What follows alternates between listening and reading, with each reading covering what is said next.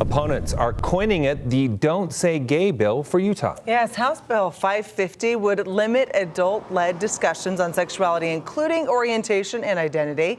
ABC4's Courtney Johns joining us live from the state capitol to explain it all. Courtney?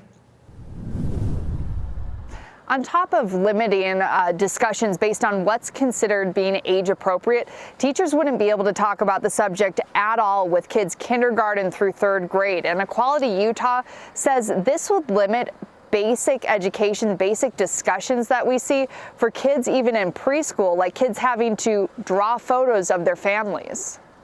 I think that gets into some really sticky business when people are talking about their families and the composition of their families. So, I would just question how he would see that playing out in a classroom in a way that wouldn't run afoul of his bill. The bill's sponsor, Representative Jeffrey Stenquist, says his bill doesn't define what a discussion on sexual orientation or gender identity is, and that definition is up to each school. He also says it's up to schools to determine what is appropriate for students after third grade. So I asked him, if it's up to each district to come up with their own definition, why have the bill at all? Here's what he said. I think that it's important that we make sure that these policies are in place and that they're being enforced. And hopefully we don't have problems with it. I suppose if we ran into situations where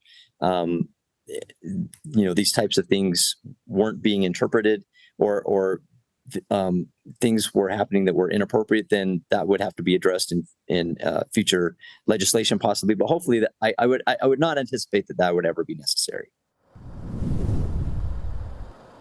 With just 1 week left of the legislative session, Stenquist admits he's got an uphill ahead of him if he wants this bill to go forward. But Equality Utah says the message that state leaders are sending with a bill like this is concerning. Reporting live in Salt Lake City, Courtney Johns, ABC4 News.